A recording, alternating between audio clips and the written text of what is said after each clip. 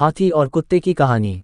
एक समय की बात है, किसी राज्य में एक शक्तिशाली राजा राज्य करता था। उस राजा के महल में बहुत से हाथी थे, किंतु राजा का सबसे प्रिय हाथी सरमन था। सरमन बहुत ही शक्तिशाली और बुद्धिमान हाथी था। राजा जब भी लड़ाई के मैदान में जाता तो हमेशा सरमन पर ही सवार होकर जाता था और अपना हर युद्ध जीत कर आता था। राजा ने सरमन के लिए एक अलग ही कक्ष बना रखा था जिसमें सरमन रहता और खाता पीता था। सरमन की सेवा के लिए अलग से महावत लगा हुआ था। सरमन हाथी जहां रहता था उसी के पास कुत्ते का एक बच्चा भी रहता था। राजा का प्रिय हाथी होने के कारण सरमन को तरह तरह के स्वादिष्ट पकवान दिए जाते थे। सरमन के खाने के बाद जो भी जूठन बचती उसे चुपके से कुत्ते का बच्चा खा लेता था। सरमन शक्तिशाली होने के साथ ही बहुत ही दयालु प्रवृत्ति का हाथी था। उसने देखा कि कुत्ते का बच्चा उसकी जूठन खाकर अपना पेट भरता है, तो उसने कुत्ते के बच्चे से कहा, तुम मेरे खाने के बाद जो बचता है उसे क्यों खाते हो? तुम आज से मेरे संग ही खाना खाया करो। क्वोट। कुत्ते का बच्चा बोला, आप राजा के प्रिय हाथी हो, मैं आपके साथ खाना कैसे खा सकता हूँ? कुत्ते के बच्चे की बातें सुनकर सरमन हाथी बोला, एक काम करो, तुम मेरे मित्र बन जाओ, फिर तो हम दोनों साथ में बैठकर खाना खा सकते हैं। हाथी अकेला बोर होता था, उसने कुत्ते के बच्चे के साथ दोस्ती कर ली और दोनों साथ में खाना खाते और खेलते थे। धीरे धीरे कुत्ते का बच्चा बड़ा होने लगा और अच्छा भोजन खाने के कारण काफी हष्टपुष्ट हो गया। एक दिन व्यापारी उस रास्ते से गुजर रहा था। व्यापारी की नज़र उस कुत्ते पर पड़ी और उसने सोचा कि इतना हष्टपुष्ट कुत्ता मेरे घर की रखवाली के लिए अच्छा रहेगा। व्यापारी ने महावत को कुछ रुपए का लालच दिया। महावत का कुत्ते पर कोई अधिकार नहीं था, फिर भी पैसे के लालच में उसने व्यापारी को कुत्ता बेच दिया। व्यापारी कुत्ते को अपने साथ ले गया।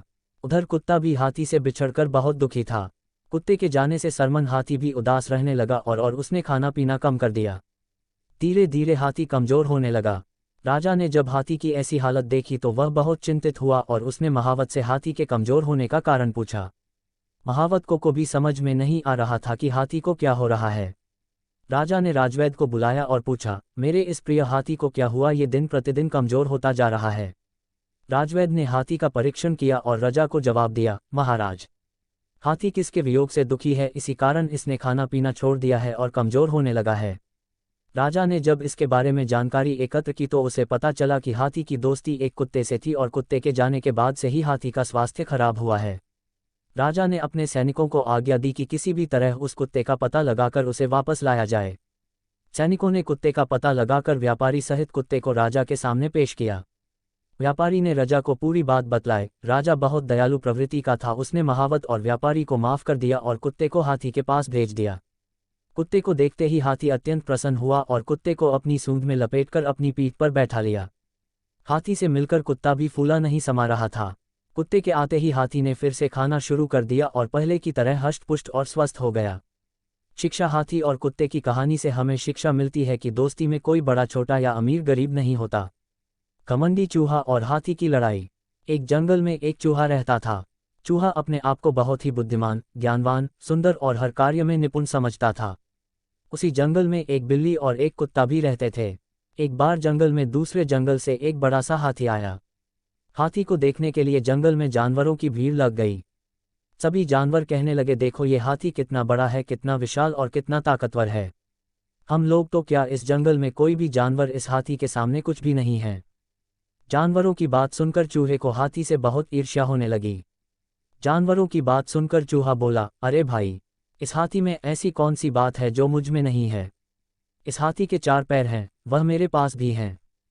हाथी के 2 कान, 2 आंखें और 1 पूंछ है, वह भी मेरे पास है। इसके जैसी लंबी नाक मेरी नाक तो इस हाथी से बहुत अच्छी है और मेरे कान भी इस हाथी के फावड़े जैसे नहीं है।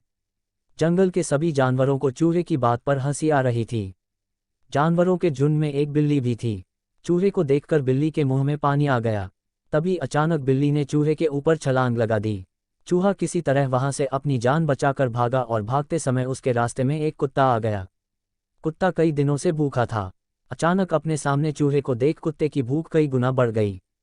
कुत्ते को देखकर बिल्ली तो भाग गई, किंतु कुत्ता चूहे के पीछे पड़ गया। कुत्ता ने चूहे पर झपट्टा मारा, किंतु किस्मत से चूहा कुत्ते के पंजे से बच गया। भागते भागते चूहा हाथी के सामने पहुंच गया।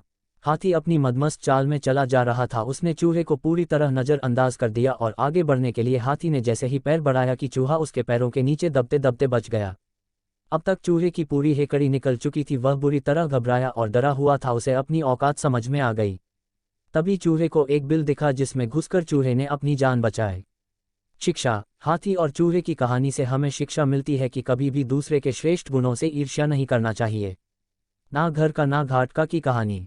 बहुत समय पहले के बात है, एक गांव में एक किसान रहता था। किसान बूढ़ा था और उसकी पत्नी सुंदर और जवान थी। किसान की पत्नी को हमेशा ये लगता था कि उसकी शादी बूढ़े आदमी से कर दी गई है। ये सोच सोच कर वह हमेशा दुखी रहती थी।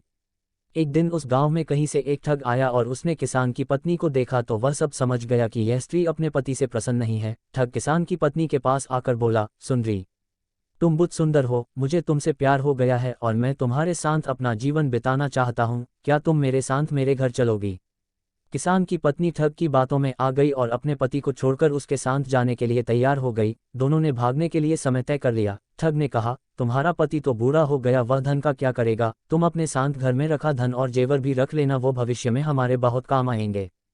स्त्री उस ठग की बातों में पहले ही आ चुकी थी और उसके कहे अनुसार उसने घर में रखा धन और जेवर भी अपने पास रख लिए और रात्रि जब उसका पति और पूरा गांव सो रहा था तब ठग के साथ घर से भाग गई। सुबह होते होते जब वे गांव से बहुत दूर निकल गए, रास्ते में उन्हें एक बड़ी नदी मिली। ठग ने सोचा, मैं किसी तरह इसका धन लेकर इसे यहीं छोड़ देता हूँ। ये स्त्री वैसे भी अधेड़ उम्र की हो चुकी है, मेरे पास धन रहेगा तो कई जवान सुंदर स्त्रियां मिल जाएंगी। नदी को देखकर ठग बोला, प्रिय, इतना सारा धन लेकर हम नदी को पार नहीं कर सकते। पहले मैं इस धन को नदी के पार ले जाकर किसी सुरक्षित स्थान पर रख देता हूँ, फिर भी नदी पार करवा दूंगा।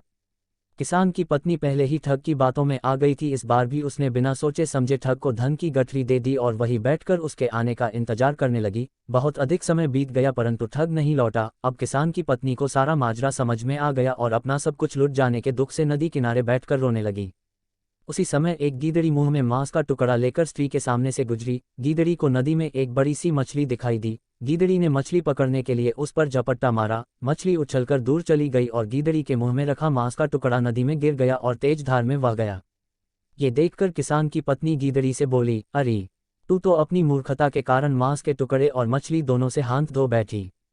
किसान की पत्नी की बात सुनकर गीदड़ी ने जवाब दिया, अरे मूर्ख, तू तो मुझसे भी ज्यादा बेवकूफ़ है जो अपने प्रेमी के लिए अपने पति को छोड़कर आ गई और वो तेरी धन दौलत लेकर तुझे छोड़कर चला गया। तू तो घर की रही ना घाट की। इस कहानी से हमें शिक्षा मिलती है कि कभी भी छोटी मोटी बातों को लेकर अपनों को धोखा नहीं देना चाहिए, अन्यथा कहीं के नहीं रहते। दोस्तों, आपको ये वीडियो कैसा लगा? अगर अच्छा लगा हो तो वीडियो को लाइक कर देना और इसी तरह का इंटरेस्टिंग कहानी सुनने के लिए हमारे चैनल को सब्सक्राइब कर लेना।